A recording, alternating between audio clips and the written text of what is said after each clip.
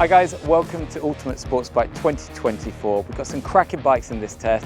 Today's machine, the second in the series, is Suzuki's GSX-R750 SRAD.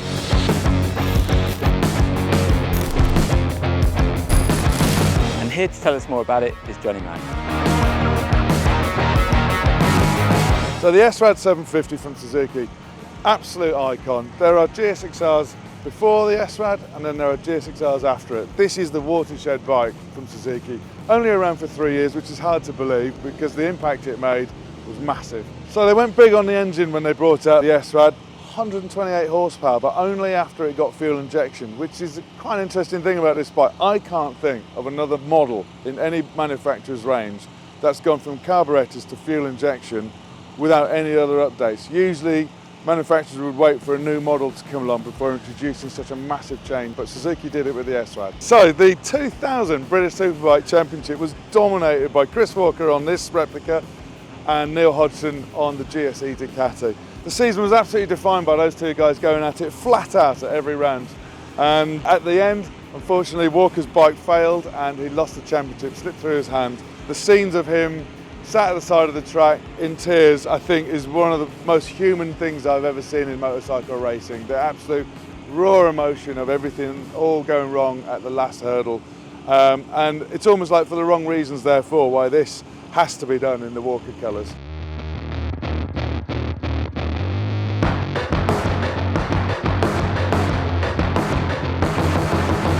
Listen, we can't have this bike here and not talk about that race at Donington Park in 2000. I'm meant to start crying. Stop crying now. No, and where our good friend Chris Walker unfortunately succumbed to the title and had it nicked out from underneath him by Hodgson on the Ducati. But yeah, as iconic bikes go, this is right up there. And you look at this and you just immediately know it's Chris Walker's bike, and you see it smoking on a tile wall and Chris behind it in floods of tears. You can't not look at this bike. And It's cruel, isn't it? That's why that video should be banned for that reason. It's been a long time since I've ridden an SRAD on track, and certainly this is one of the nicest ones that I've ridden. What a bike. Just what a bike. It's just so playful and so much fun. This thing just needs to be ridden hard all the time, and it obliges. Yeah, do you know what? I've never ridden an SRAD 750 before. No. I own an SRAD 600, but I've never ridden a 750. First one. Yeah, wow. And I raced in the European Cup on the GSX-R 750s in 2007.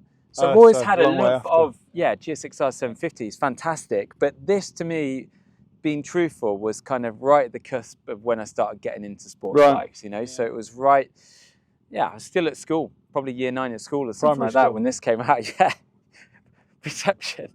But harking back to that time, you know, this is iconic. It was a fantastic motorcycle. You know, especially you look at, again, at the same time, World Superbike Frankie Keeley on these things as well. One. Yeah. Suzuki did some amazing things with the SRAD 750, and today has been that opportunity to sample a fraction, because being realistic, you know, this is more of a street bike, well prepped with some race fairings, rather than a Puka factory GSX-R 750. But great bike, as you say. Big, spacious, powerful. I was quite surprised straight away with how much drive there was. Goes, doesn't it? You touch that throttle and it just wants to punch out. In fact, it caught me out a few times initially because it just wanted to run you wide out of a corner. There was that much drive. It didn't feel as kind of refined or user-friendly as a modern bike is. Had to think about this. But the engine, just picked up. Wasn't overwhelmingly fast when we got onto the straight. And that's another thing to point out straight away. It's not like there's a gear indicator, so you can even see what gear you're in. You just got to kind of hope that the revs are somewhere where they should be.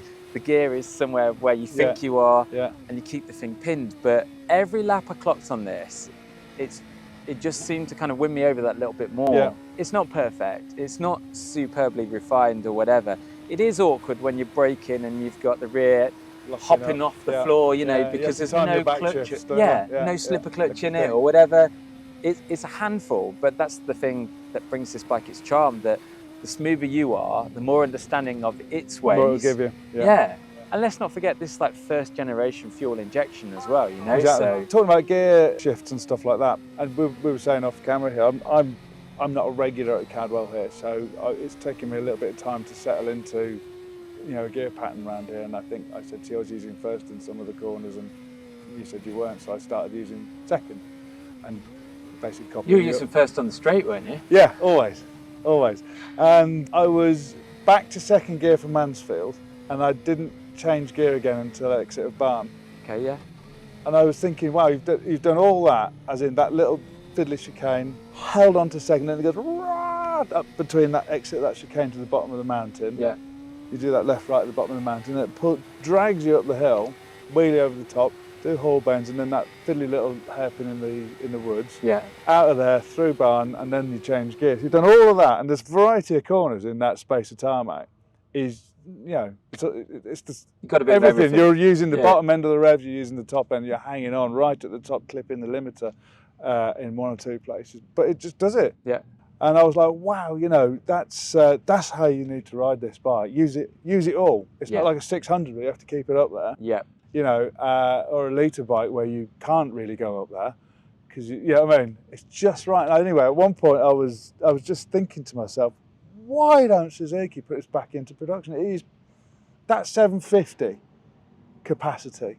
It's a terrible cliche, you know, but it is the best of both worlds, I think. You know, and today really ran that point home for me. And there was a few times that I was thinking, God, someone make a 750 sports bike again, please. I mean, I like the idea of it. I mean, but from my point of view, there's a huge difference between, say, like a K6, K7, 750 Yep. and the SRAD. Like this does feel its age. In fact, you know, the first video we did was on the Honda SP1.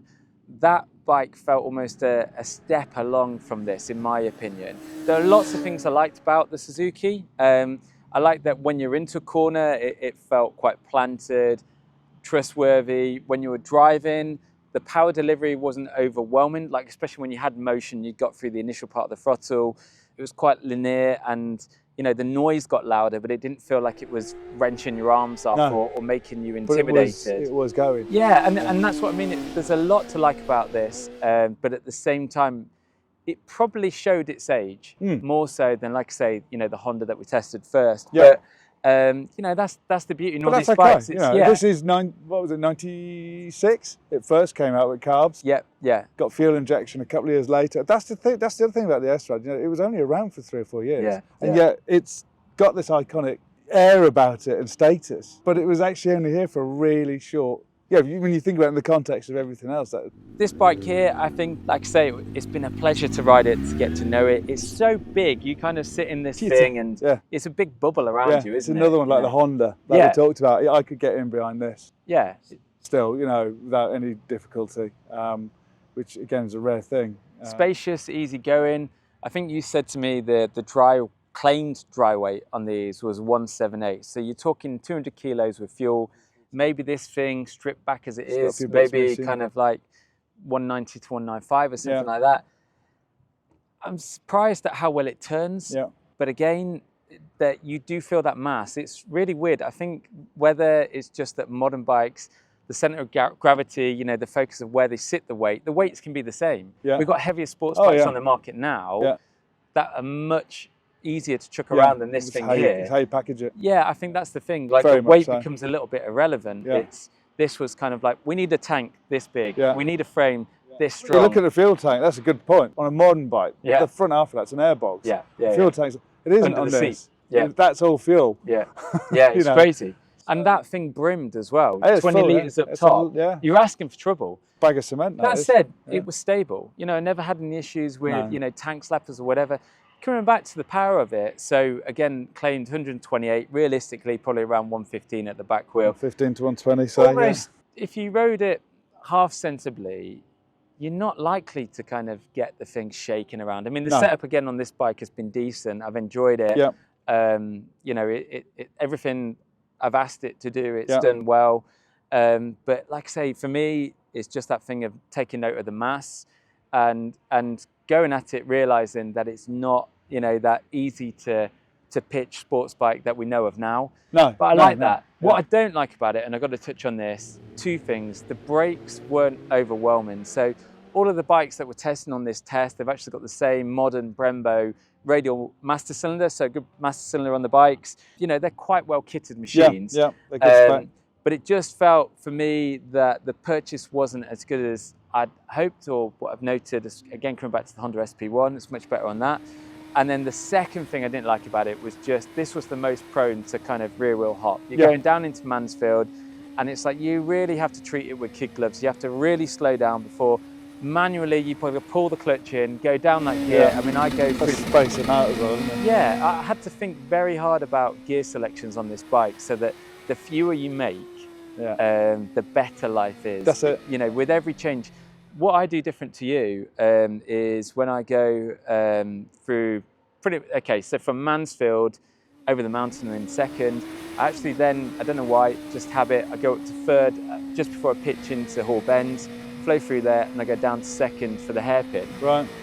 Going down to second when you've got a little bit of lean as you're kinking back left to open up the hairpin, just would cause the rear to grab, and you've got to be armed for that. Like if you've got too much lean there, you'd almost imagine it high side into the corner, you know? So problems, again, you have to kind of ride these bikes to their DNA, their makeup, you know, their mechanical challenges. And I think that that was what was so rewarding with this bike here. I realized the Suzuki wasn't the easiest to get along with, but when I started pushing it and understanding it and flowing with it, I got the best of it. It put a big smile on my face. Overall, great package in this colour scheme. Absolutely totally stunning. Iconic, It's eye-catching, isn't it? I think more it, people have probably looked at this than anything else. They do, that's right. People stop and look at this one, don't they? It's the one, you're right. Good so point. if you do buy one, spray it in these colours. It's got to be these colours. But that's our take on the GSX-R750 SRAD. We hope you enjoyed the video. Don't forget, we've got 3 more releases coming your way.